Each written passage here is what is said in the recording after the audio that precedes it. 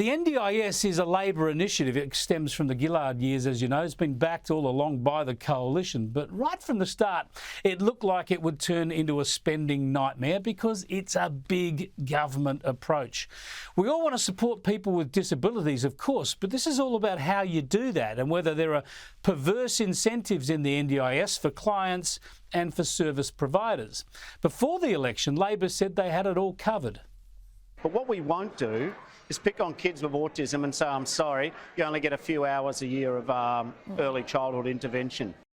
There's plenty of problems with the system which are well documented. We don't need another review. We just need the government to say, OK, here's the chequebook. We're going to work through the issues with families, full stop. Well, it seems he did hand out the chequebook. The way it's going, the NDIS will soon take up a bigger share of the budget than our defence. The Financial Review reported this week that the cost of the NDIS is growing at a faster rate than any other area of spending outside of interest on the national debt. Analysis shows that over the 4-year forward estimates, funding is $5.7 billion short, even though for this financial year alone, the NDIS budget is $34 billion. Now, this is alarming stuff. The costs could overwhelm future budgets. In November, the NDIS Financial Sustainability Report said the annual cost of the scheme will hit $89.4 billion in 2032, with more than 1 million Australians expected to be on the program. There's already well over 500,000 people on the program, and about 6,000 people are being signed up to the NDIS every month. That's 200 people every day. Reports have relayed how children are no longer being diagnosed with low-level autism because it doesn't qualify for NDIS funding. And some providers are charging $5,000 for an autism diagnosis to guarantee funding at the higher level there for life. About 10% of 5- and 6-year-old boys now are on the NDIS. Now, we've discussed this previously on the program with our experts. The systems and incentives are now geared that schools, parents, doctors, even state hospital departments are all trying to get NDIS funding and move them towards NDIS funding. I run a clinic in Sydney where we assess and diagnose autism with children, right? And there's huge pressure on clinicians, not just to diagnose, but when we diagnose autism with children, we have to specify a level, right? 1, 2 or 3. And NDIS only covers 2 or 3. They're the more kind of severe cases of autism. Well, since the NDIS came in, I have not seen one child diagnosed ever with level 1 autism. It just doesn't exist anymore. Okay, so if I was to diagnose a child with level 1 autism, I'd have parents in uproar saying, well, that's not going to do anything. We need level 2 or 3.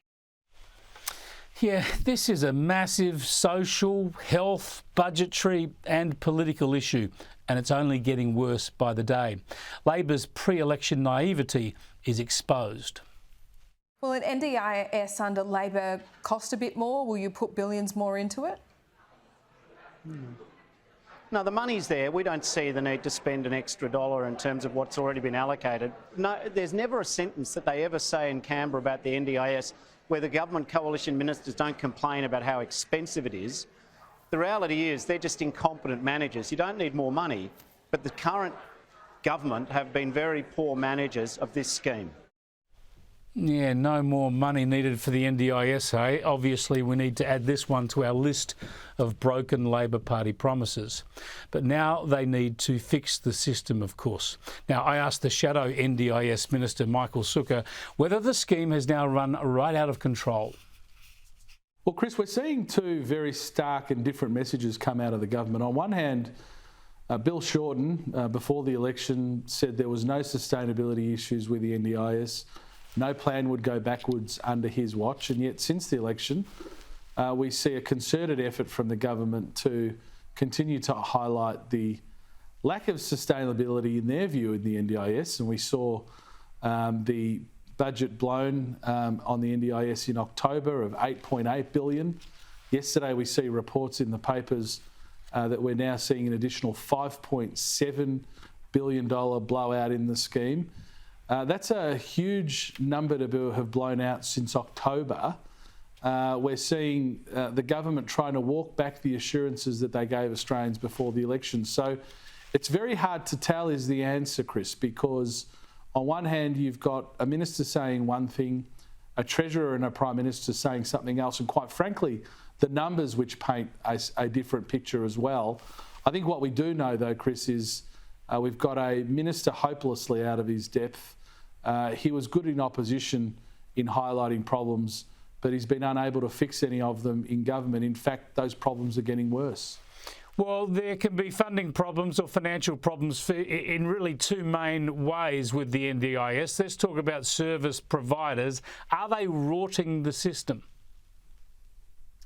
Well, the minister has made that point. I think there's always going to be examples in a scheme of this size of areas where you need to have compliance, and certainly under the former coalition government we put in place compliance processes to make sure that the system wasn't being rorted, but that's a job that you always have to continue with. You can never declare victory on those sorts of issues, particularly in a scheme of this size.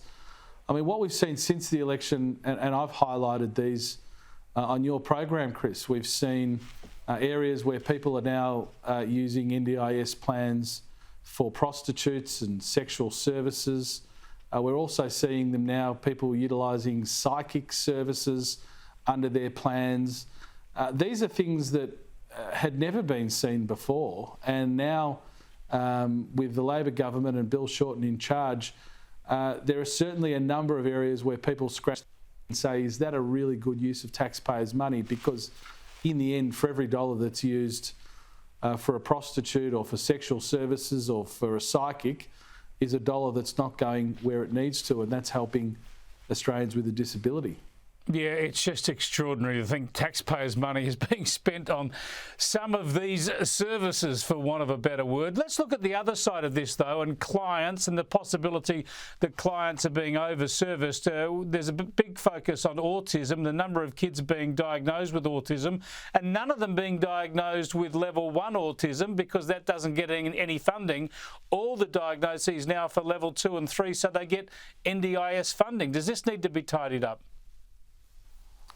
Well, the government needs to come clean. I mean, I've asked these questions. Does the government assert that children with autism are being overdiagnosed or being misdiagnosed? Is that their assertion? If it is, they should come out publicly and make that case. I mean, the point I'd make, Chris, is that those families who just want the best for their children, who want their children to get the assistance, that early developmental assistance, which we know will set them up for life.